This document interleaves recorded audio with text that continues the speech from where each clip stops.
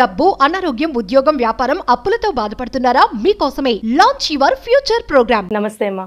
నమస్తే తల్లి. అమ్మ, మామూలుగా అయితే జన్మదినం అనేది ఒక్కసారే ఉంటుంది, కానీ హనుమంతుడి వారికి ఏంటమ్మా 2 సార్లు చేయడం జరుగుతుంది. అసలు మన దగ్గర చైత్ర మాసంలో చేస్తారు, అలానే వైశాఖ మాసంలో కూడా ఉంది. అసలు తెలియచేయండి అమ్మా. మనం కూడా 2 చేసుకుంటామమ్మా. తిథుల ప్రకారం ఒకటి చేసుకుంటున్నాం, తేదీల ప్రకారం ఒకటి చేసుకుంటున్నాం. ఇది అది కాదు, హనుమంతుడిది అది కాదు. నిజానికి హనుమంతుడి జీవితానికి సంబంధించినటువంటి విశేషాలన్నీ మనకి ప్రమాణంగా ఉండేది పరాశర సంహిత. పరాశర సంహితలో హనుమంతుడు వైశాఖ బహుళ దశమి మందవారం అంటే శనివారం నాడు పుట్టినట్టుగా చెప్పబడింది. అర్థమైంది కదా? వైశాఖ బహుళ దశమి అంటే కృష్ణపక్షం, పూర్ణిమ అయిన తర్వాత వచ్చేటటువంటి దశమి నాడు శనివారం నాడు ఆయన ఆవిర్భవించాడు అని చెప్తారు. అది పరాశర సంహిత ప్రామాణికం. కానీ మనకి ఉత్తర దేశంలో చైత్ర పూర్ణిమ హనుమత్ జయంతిగా చేసుకుంటూ ఉంటారు. అవునమ్మా, ఇక్కడ కూడా అదే విధంగా చేస్తారు కదమ్మా. అది తెలియక చాలా చేయడం మొదలు పెట్టారు. మొదట్లో చేసేవారు కాదు, రాను రాను ఉత్తర దేశ ప్రభావం వల్ల చేస్తూ మొత్తానికి విషయం ఏమిటని లోపలగా చూసినట్టయితే హనుమద్ విజయోత్సవం అన్న పేరుతో చేస్తున్నారు. మీరు గమనించారో లేదో? అంటే విజయోత్సవం అంటే ఏంటమ్మా? హనుమంతుడికి నీ వల్ల కదా మాకింత జరిగింది అని రాముడు ఆయన్ని మెచ్చుకున్నటువంటి రోజు అన్నమాట. చైత్రమాసంలో తిరిగి వచ్చిన తర్వాత నవమి నాడు ఈయనకి పట్టాభిషేక ముహూర్తం పెడితే ఆ రోజు కదా పట్టభంగం అయ్యి అరణ్యవాసానికి వెళ్ళాడు. మళ్ళీ వచ్చేటప్పటికి ఆ రోజుకు తిరిగి రాకపోతే నేను ప్రాయోపవేశం చేస్తానంటే హుటాహుటిన బయలుదేరి రాముడు వచ్చాడు. నవమి కల్లా తిరిగి వచ్చాక పట్టాభిషేకం ఆ తర్వాత చేయడం జరిగింది. ఈ పట్టాభిషేకం అయిన తర్వాత ఒక్కొక్కళ్ళని రాముడు సన్మానించటం మొదలుపెట్టాడు. అలా సన్మానించిన దాంట్లో చిట్ట చివరికి అందరికన్నా నీకు ఎవరు ఇష్టమైనటువంటి వాళ్ళు చెప్పు, వాళ్ళకివ్వు హారం అని చెప్పి రాముడు ఒక ముత్యాల దండనిస్తే సీతాదేవి ఒక్కసారి ఆలోచించి హనుమకి ఇచ్చింది. అంటే అందరికన్నా తనని ఉద్ధరించినటువంటి వాడు హనుమ అన్న ఉద్దేశంతో రాముడు కూడా అంతే అందరికి అన్ని రకాలైనటువంటి సన్మానాలు బహుమానాలు ఇచ్చి హనుమని మాత్రం నేను నీకు ఏమిచ్చినా సరిపోదు అని చెప్పి కౌగిలించుకుంటాడు. అలా హనుమంతుణ్ణి గౌరవించిన రోజు అని కొంతమంది చెప్తారు. ఈ విజయోత్సవంగా ఇలా రకరకాలుగా ఈ రోజును చేసుకుంటారు. ఏదో వంకన హనుమంతుడిని పూజించుకోవడం మంచిదే కదమ్మా. అంతే కదమ్మా, అది సంగతి. ఇప్పుడు వైశాఖ మాసంలో వచ్చే ఆంజనేయ స్వామి గురించి అంటే జన్మదినం, అది ఆ రోజు పుట్టినట్టేనమ్మా? అది మనకి పరాశర సంహితలో స్పష్టంగా ఉందమ్మా. అది వైశాఖ బహుళ అంటే పౌర్ణమి వెళ్ళాక కృష్ణపక్షంలో ఉండే దశమి నాడు పూర్వభాద్ర నక్షత్రంలో హనుమ ఆవిర్భవించాడు అని చెప్పారు. అదే తప్పనిసరిగా అక్కడే అందులో ఉన్నది, దాన్ని మనం ప్రమాణంగా తీసుకుంటూ ఉంటాం. కానీ ఇక్కడ ఈ మధ్య కాలంలో ఇట్లా చేస్తున్నారు, చేసి దీన్ని మళ్ళీ హనుమద్ విజయోత్సవంగా మళ్ళీ తర్వాత చెప్తున్నారు. కానీ మెయిన్ అయితే మనకి వైశాఖంలో వచ్చింది, వైశాఖ మాసమే. అంటే అమ్మా, ఇప్పుడు సీతమ్మ వారు ఆంజనేయ స్వామికి ఒక ముత్యాల హారం ఇస్తే దాన్ని ఇలా కొరికి ఇలా చేశారంటారు కదమ్మా, అసలు ఎందుకు అలా? ఇది కూడా కల్పనమ్మా. హనుమంతుడు ఎంత రామ భక్తుడో చెప్పాలి అన్న ఉద్దేశంతో.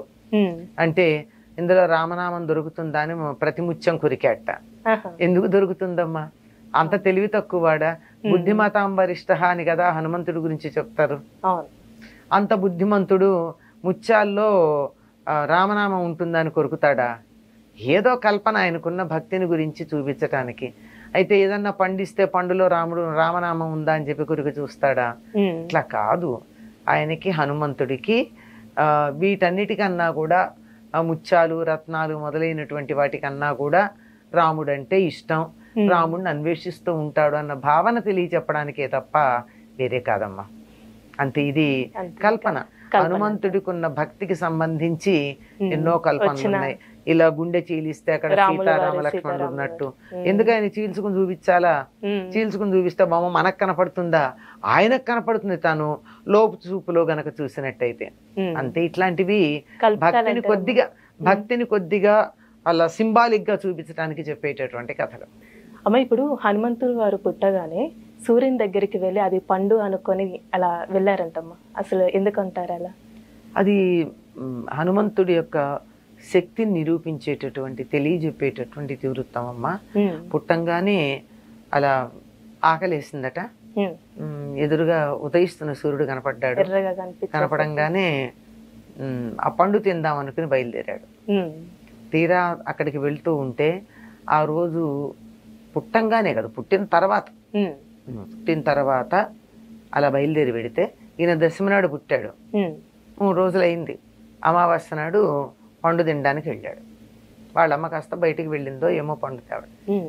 వెళ్ళేటప్పటికీ ఆ రోజు అమావాస్య సూర్యగ్రహణం. అక్కడ రాహు ఉన్నాడు. ఉండి వెంటనే ఇంద్రుడి మీద కోపం వచ్చింది తనకి. నాకు నువ్వు ప్రతి గ్రహణం ఉన్న సమయంలో నాకు ఆహారంగా ఇచ్చావు కదా సూర్యుడిని, మళ్ళీ ఇంకెవరికి ఇచ్చావు నువ్వు అని ఇంద్రుడితో దెబ్బలాడడానికి వెళ్ళాడు రాహు అలా వెళ్ళంగానే వెంటనే ఇంద్రుడు బయలుదేరి వచ్చాడు. ఇదేమిటి, వీడెవడు నువ్వు రాహుని అడ్డుకున్నాడు అని. హనుమంతుడు అప్పుడు అక్కడి నుంచి వీడి మీదకి వచ్చేసాడు, ఇంద్రుడి మీదకి వచ్చాడు. ఇంద్రుడి మీదకి కాదు, ఇంద్రుడు ఎక్కిన ఐరావతం మీదకి వచ్చాడు. అంత దూరం పోయి పండు తినడం కన్నా సూర్యుడి కన్నా రాహు బాగున్నాడు.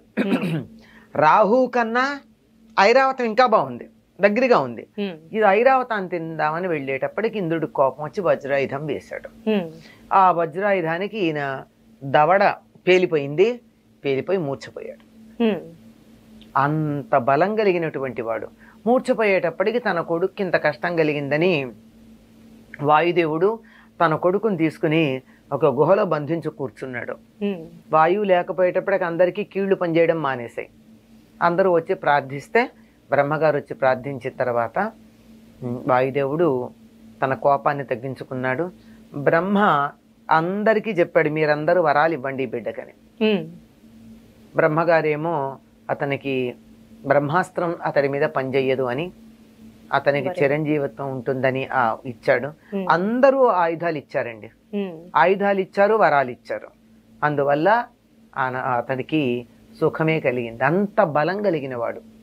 సూర్యుడు ఏం చేశాడంటే, ఈ పిల్లవాడు చదువుకునే వయసు వచ్చిన తర్వాత నేను నీకు చదువు నేర్పిస్తా అన్నాడు. ఇప్పుడప్పుడే పుట్టాడు కదా, 5 ఏళ్ళు వచ్చిన తర్వాత ఉపనయనం చేసి చదువు నేర్పించడానికి పంపిస్తే సూర్యుడికి ఎదురుగా నిలబడి సూర్యుడితో పాటు కదులుతూ చదువు నేర్చుకున్నాడు హనుమంతుడు. ఇప్పుడు సూర్యుడు ఇలా పెడుతున్నాడమ్మా, సూర్యుడికి ఎదురు నిలబడ్డవాడు ఎట్లా వెళ్ళాలి? వెనక్కి అడిగేయాలి. సూర్యుడంత వేగంగా వెనక్కి నడుస్తూ కదలకుండా 24 గంటలు చదువు నేర్చుకున్నాడు హనుమంతుడు. అంత బలం కలిగినటువంటి వాడు గనకే సూర్యమండలం దగ్గరికి ఎగురుకుంటూ వెళ్ళి అది పండు అనుకుని తినడానికి వెళ్ళినవాడు. అందుకే సూర్యుని మించినటువంటి జ్ఞానం ఇచ్చేవాళ్ళు మరొకళ్ళు లేరు. హనుమని మొట్టమొదటిసారి చూసినప్పుడు హనుమ మాట్లాడినటువంటి మాటలు విని రాముడు ఒక పెద్ద ప్రమాణ పత్రం ఇస్తాడు.